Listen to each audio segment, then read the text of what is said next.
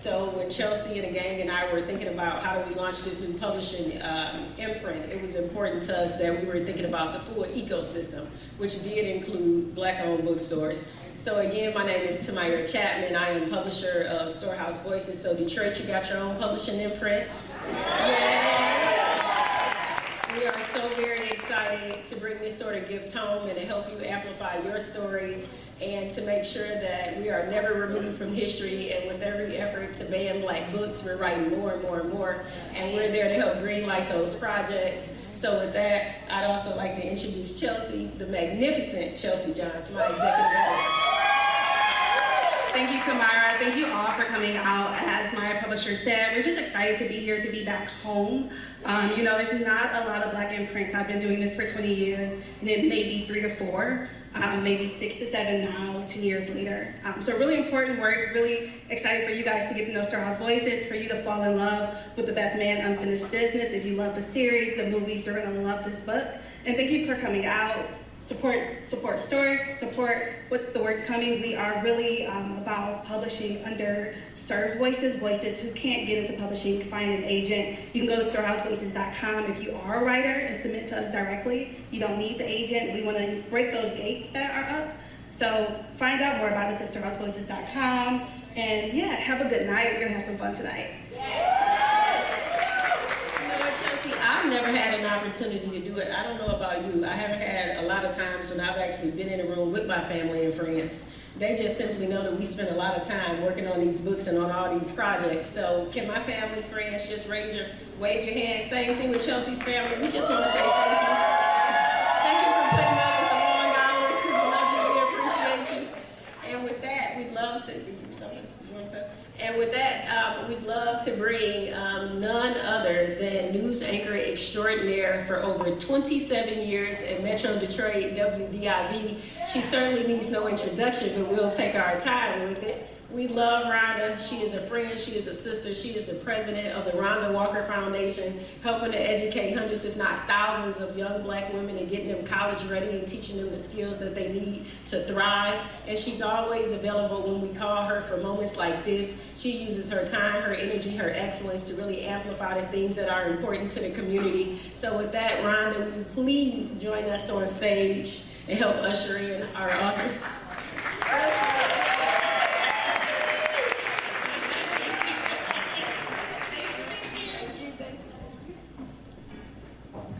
I guess I'll take this mic since I'll be starting on it. But what an honor this is to have the co-authors of the Best Man book, Unfinished Stories, here in Detroit today. It is a great honor. Tamira, I thank you so much.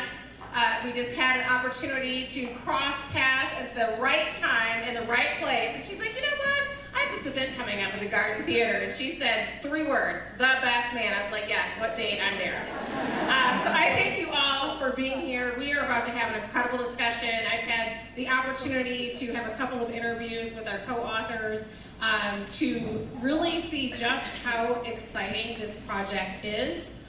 Also, the fact that Tamira and her incredible story of launching this publishing company to help amazing voices in our community learn the pathway of publishing in order to get your books published. In a very short amount of time, she has signed 30 authors. So let's give her a round of applause. If you know Tamira, you know she's a superstar, so it doesn't surprise me at all, but I am excited for this new pathway in your life. So without further ado, it is my honor to introduce to you the co-authors of The Best Man, Unfinished Business. We have Jane Allen, Detroit native, joining us. Have a seat, Jane. And the one and only writer, producer, director, Malcolm D. Lee.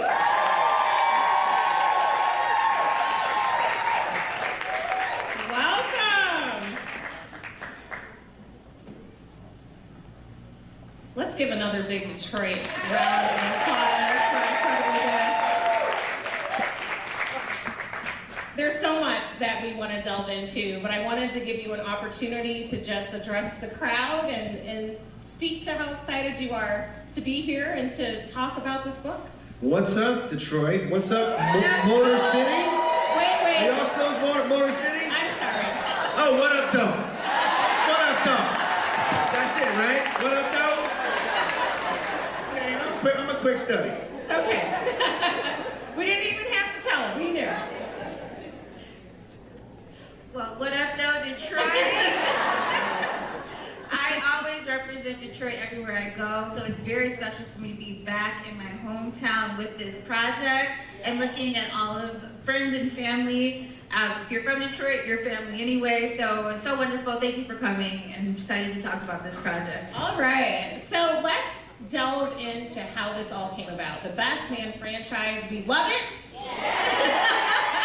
We want more of it. And so how did you take it from film to TV to saying, I want to put this in the pages of a book? Yeah, I just want to make something very, very clear.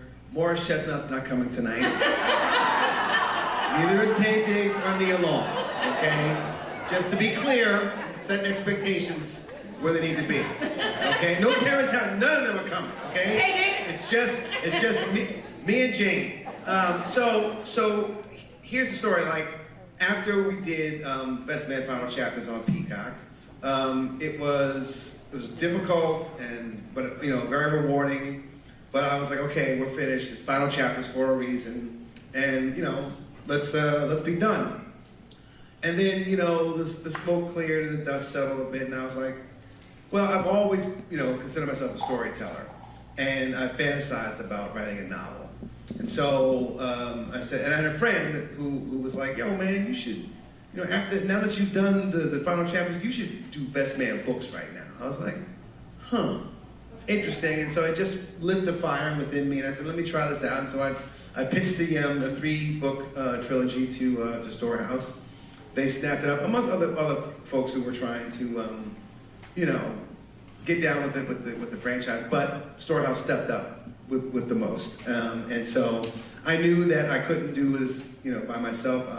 One, I have a day job, and two, I needed another perspective other than my own. Even though like these first 2 movies came from me, I shared, ownership and custodianship of the other characters of all the characters when we did the final chapters. And so I needed an experienced novelist to bring along. And so along came Jane Allen. Give it up, Detroit, for your native daughter. Come on. And so I read her, her and a number of other folks, but she spoke to me, and I said, well, let's have a meeting. And in talking with her, I really loved her life experience. She had, as you know, the Detroit Country Day, Duke University.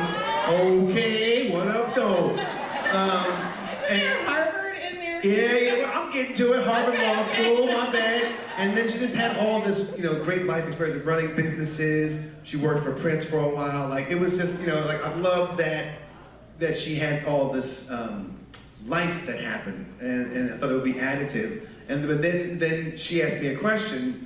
So why do you want to do this? Why are you doing this? And I said, well, I want to exercise my muscle in this writing form. She's like, no, what are you doing this for? What's the purpose? I didn't know what she was saying. And then she was like, let me clarify. Do you want to win? And I was like, yeah. I want to win. And what she meant was, were you trying to make something culturally impactful, and are you committed to doing it? Are you just going to be like, I'll just try this out? Be 10 toes deep and down with it. And so that was definitely my answer. I like that as the kind of work ethic that I want to hear. That's the kind of goals I want to create. And I think it's what we did with this book. This is a big deal. The Best Man franchise is known. It is beloved. To go out and chart this path to write the book has to be a win. Jane, speak to just the first call that says, hey, are you interested in being on this project? And how did that come about? The first outreach was Malcolm's agent to me asking me if I might be interested in working on the Best Man books. So of course my thought was yes. but I honestly, I was like, maybe this is not real. So I asked my agent to vet it, and of course it was real.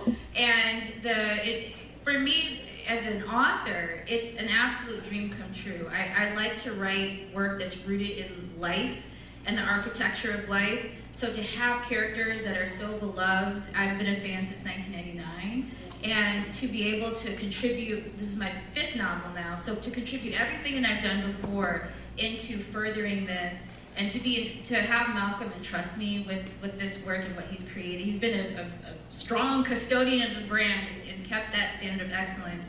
So it's really a dream come true for me as an artist, as an author, and just, we're so excited with what we were able to accomplish. For those that don't know your work as an author, can you share with us? Sure, so my first novel was Black Girls Must Die Exhausted. So that was a best-selling, it's still a bestseller to this day. It was reviewed by the New York Times. It was a really big deal. It started out independently published. Having a Black female protagonist, it was somewhat groundbreaking in that way to show the internality of the character and the interior world. It was originally published in 2018 and then was acquired by HarperCollins in 2020 in a 4-book deal. So I just released my 4th novel with them, and then this is the 5th. So speak to, yes, round of applause. Speak to, the time that it took, the careful conversation, dialogue, and process to bring this book to life. Well, I think we really began in earnest in March of 24. A little over a year ago, and she was living in Los Angeles, I'm in New York, and we do Zooms like maybe 2 to 3 times a week. And in the beginning, we were just kind of, talking about the characters, we're talking about life, our own life experiences, and where I wanted, these characters to go. And, Jane was great because she's always like, it didn't always feel great at the time because she was always like, well, what if we did this? And what if we did that? And why shouldn't you do this? I'm like, hey, these are my characters, okay? I know where I'm going. But when you have a partner like this to, challenge, the norms and challenge, because, people are constantly adulting and, evolving. And so, we wanted to take full advantage of that, And so, there was a lot of collaboration, and then we were outlining, and I remember, it's funny too, because I've never written a book before. So when we came to the end of our first outline, she was like, oh my God, this is more than an outline, and more than the first outline. I said, it is? She said, yes. And then when we did the first draft, she was like, this is way better than a first draft. This is way more than a first draft. I'm like,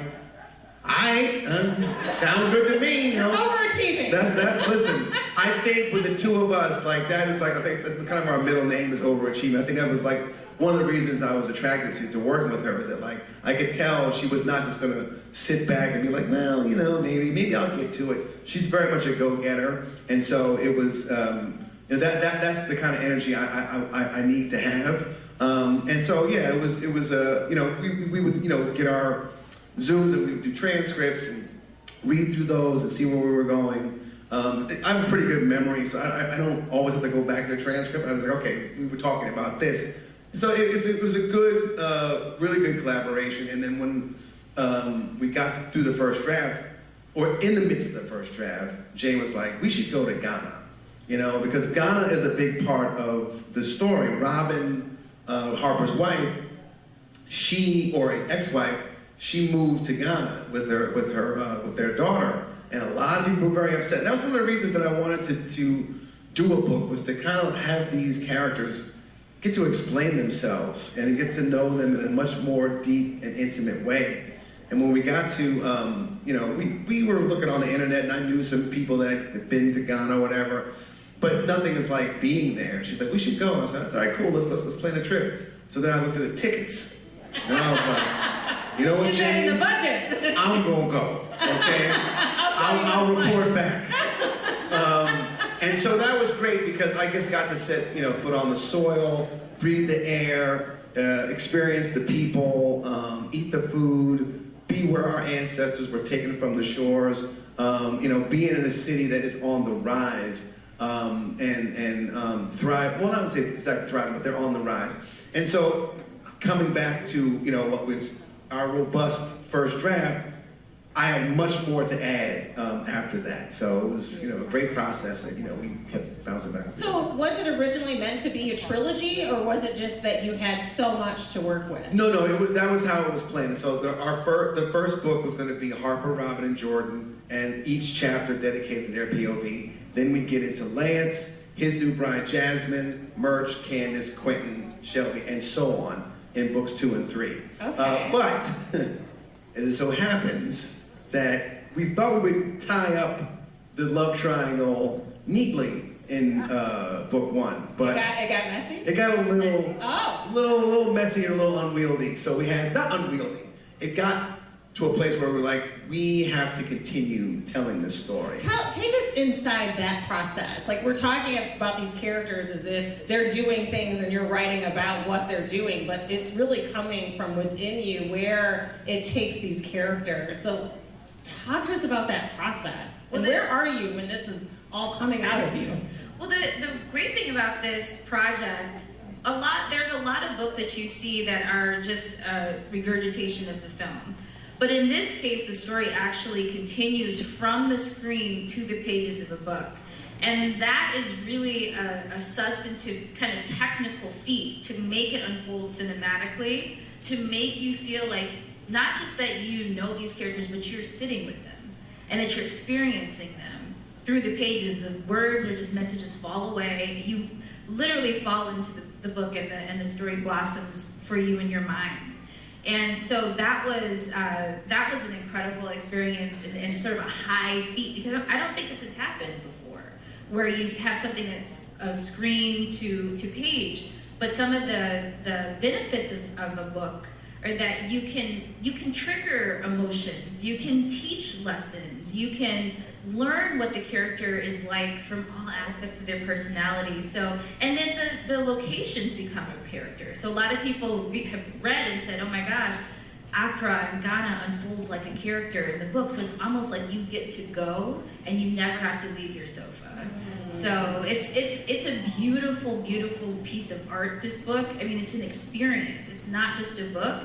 And I say this after having written for others and having read many others. There's something very, very unique about this, and it's aside from the cultural impact of the original films and television series, but there's just something novel and very unique about what this book is. Awesome. Anybody out here already read the book? Not yet. Oh, we have a couple. You're in for a treat.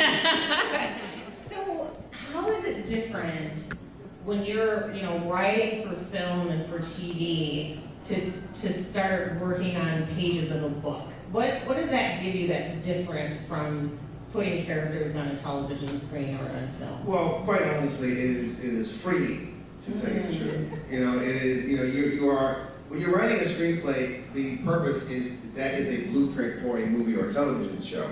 There's no other place that it can live, right?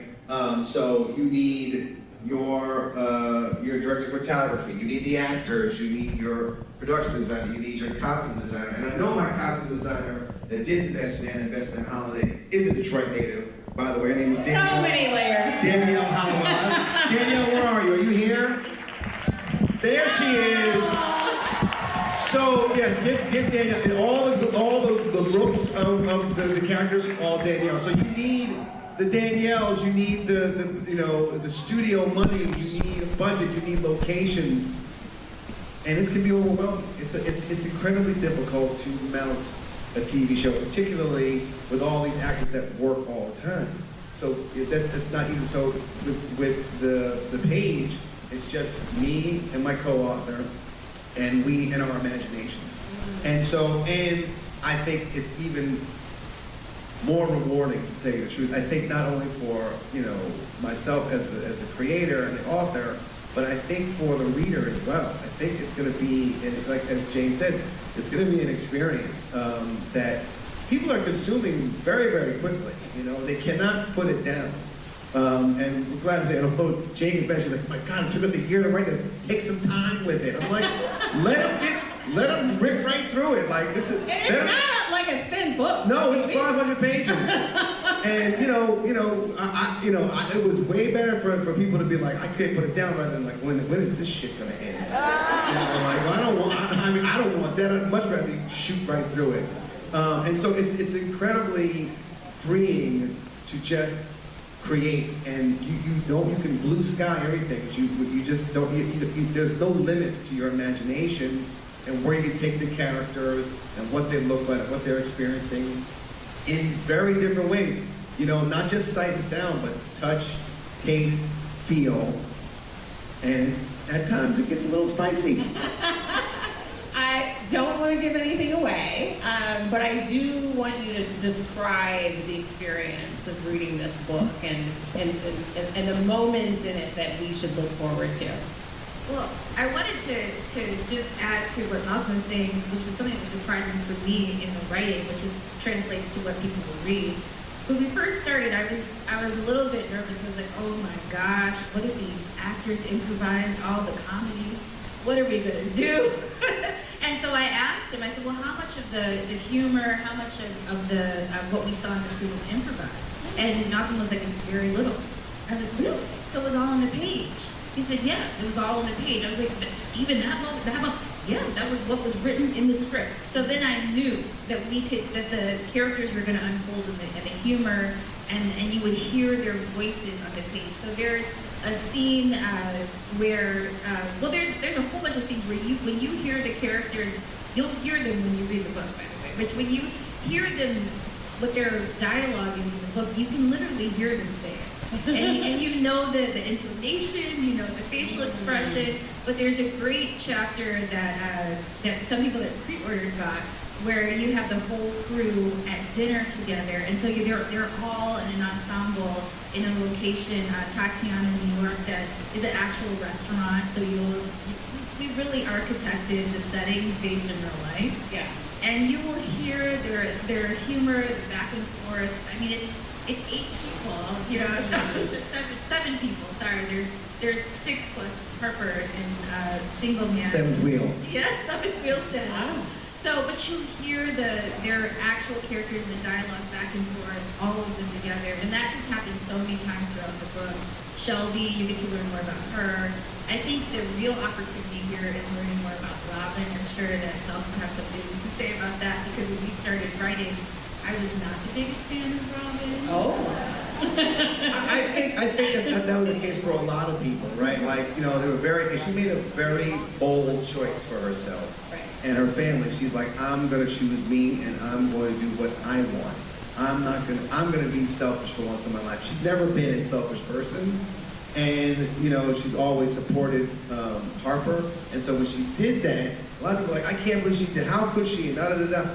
And so here's an opportunity to have Robin, kind of explain herself. And I do remember early conversations with Jane, she was just like, I'm Team Jordan all the way. I'm Team Jordan all the way, and I don't know, I'm just like, give it a chance, just take a listen, hear her story. And by the end, she was like, oh, I love her. I love her. She's, and so, but she still says Jordan can do no wrong. I'm like, but Jordan Armstrong. that's not true. It's so interesting how you're describing this, though, because we know these characters so well, and I don't know that I've ever read a book where I have the visual of who these people are and feel like I know them. It is very much there, and that was what was so magical. It's like they're there with you.